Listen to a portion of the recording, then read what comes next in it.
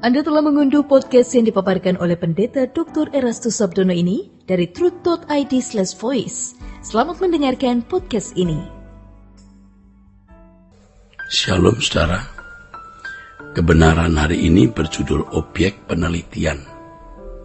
Dunia kita hari ini benar-benar semakin fasik dengan tidak peduli akan Tuhan, seperti yang dikatakan Rasul Paulus dalam 2 Timotius pasal 3 ayat 1-5. Dunia juga sebenarnya semakin ateis, ateis praktis, di mana orang tidak mempercayai adanya Allah. Walaupun dengan mulut mereka mengaku percayakan Allah, tetapi perbuatannya tidak menunjukkan bahwa mereka benar-benar percaya kepada Allah. Suasana dunia seperti ini juga ada dalam lingkungan kehidupan banyak orang Kristen. Tanpa kita sadari, kita pun bisa terpengaruh oleh keadaan itu, saudara. Orang Kristen memang tidak menyangkali atau meninggalkan kepercayaannya. Banyak orang Kristen memang tidak menyangkali atau meninggalkan kepercayaannya, tetapi mereka membiarkan diri terikat dengan kesenangan dunia dan hal-hal yang tidak patut yang dapat melukai hati Tuhan. Suasana dunia yang sudah sedemikian fasik membuat sikap ceroboh atau memicu sikap ceroboh dan sembarangan hidup. Dan itu juga menjadi irama dalam kehidupan banyak orang Kristen. Harus jujur diakui bahwa irama hidup kita adalah irama hidup yang sering mendukakan hati Allah. Kita belum sungguh-sungguh berniat untuk menyenangkan hati Allah. Seringkali yang menjadi pertimbangan utama kita adalah kesenangan dan kepuasan hati kita sendiri. Meskipun kita selalu menyanyikan lagu yang bernuansa keinginan menyenangkan hati Allah, tapi kita sebenarnya abai dengan perasaan Tuhan dalam keseharian. Artinya tidak sungguh-sungguh peduli perasaan Allah dengan tindakan-tindakan kita, apakah hati Tuhan nyaman atau tidak. Dan seringkali kita tidak peduli. Banyak orang tidak peduli. Mengapa ini terjadi? Ya, salah satu jawabannya adalah tidak benar-benar mengalami Tuhan atau belum benar-benar mengalami Tuhan. Saudaraku sekalian, kita hanya mengenal Tuhan secara teoritis semata. Kita tahu bahwa ada Tuhan yang lahir sebagai manusia di Bethlehem. Artinya Yesus menjadi manusia. Kelahirannya di dunia tidak menghapuskan dosa seluruh umat manusia. Dan berbagai pengetahuan teoritis dan doktrina lain mengenai Tuhan. Nah, saudara, kita tahu bahwa ada Tuhan yang lahir sebagai manusia di Bethlehem. Kelahirannya di dunia tidak menghapus dosa seluruh umat manusia.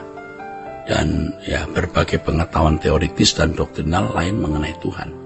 Kita memahami Tuhan secara teoritis maksudnya, tetapi tidak mengalaminya secara nyata.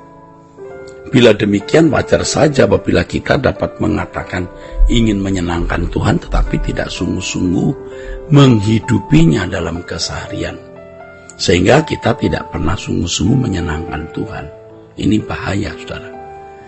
Sebab Tuhan hanya menjadi konsumsi kognitif atau objek pemikiran yang diteliti dengan nalar. Banyak orang Kristen dan teolog yang menjadikan Tuhan sekadar objek penelitian. Mereka merasa sudah mengenal Allah, padahal sebenarnya mereka hanya mengerti dalam pikiran. Sejatinya orang Kristen tidak boleh menjadikan Tuhan hanya sebagai objek penelitian dalam nalar saja. Ya, bukan berarti percakapan teori dan penelitian yang diadakan oleh para teolog dan sekolah tinggi teologi adalah hal yang perlu dihindari. Bukan begitu, saudaraku. Kajian teoritis tentang Tuhan merupakan hal yang baik dan sangat diperlukan pada tempatnya. Akan tetapi hendaknya kita tidak merasa puas apabila telah mempelajari hal-hal tersebut secara teoritis. Tuhan itu lebih dari tulisan dalam lembaran-lembaran kertas. Tuhan itu membuka dirinya untuk dialami setiap individu. Jangan menjadikan Tuhan sekedar sebagai komoditas untuk mengangkat harga diri, bahkan untuk mencari uang dalam subscribers melalui medsos. Aduh, itu miskin sekali. Dan akhirnya hanya untuk prestis atau kebanggaan diri.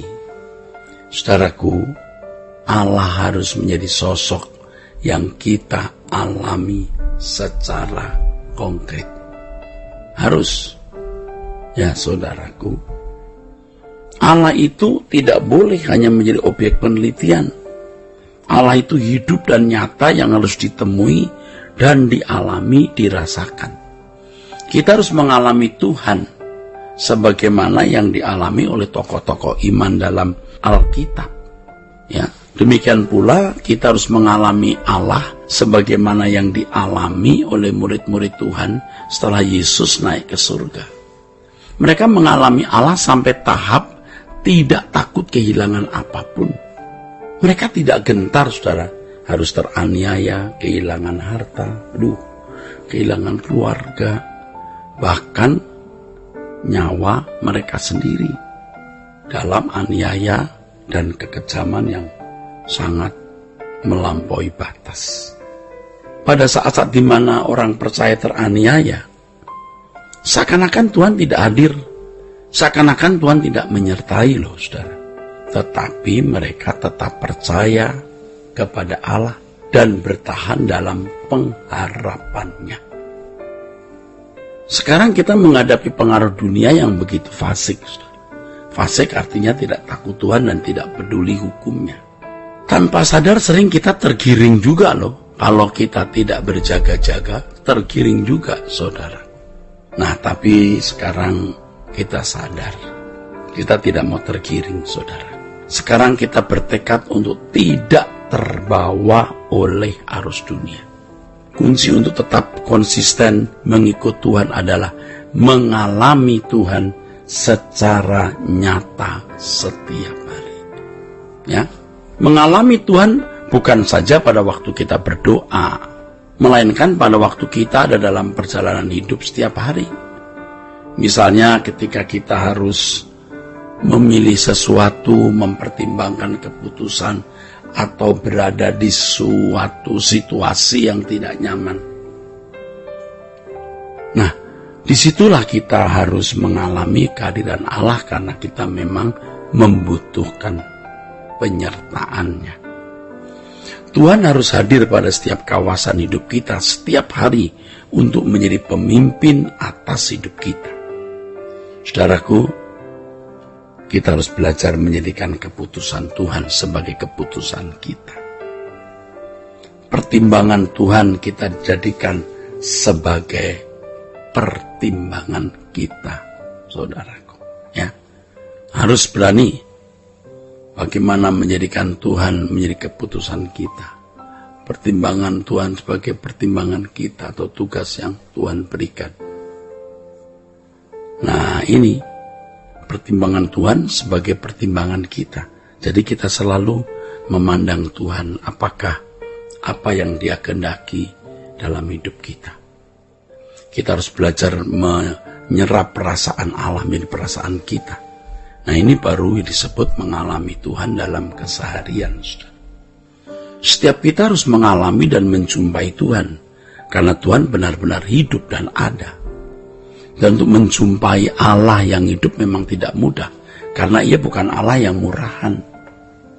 Bagi mereka yang tidak sungguh-sungguh bersedia mencari Allah, Allah seakan-akan mati atau Allah seakan-akan tidak ada.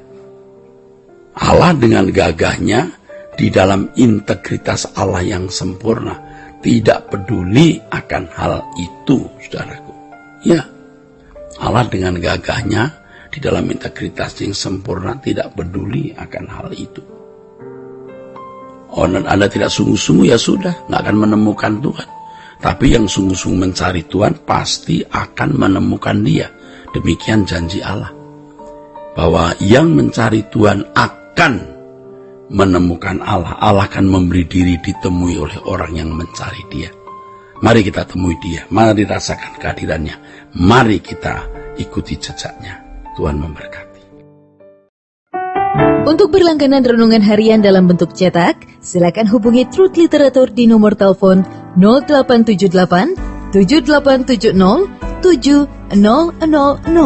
Untuk mendapatkan CD khotbah, MP3 Renungan Truth, dan CD album lagu produksi Sola Gracia, Anda dapat menghubungi di hari dan jam kerja di nomor telepon 021 638 60953. Tuhan Yesus memberkati.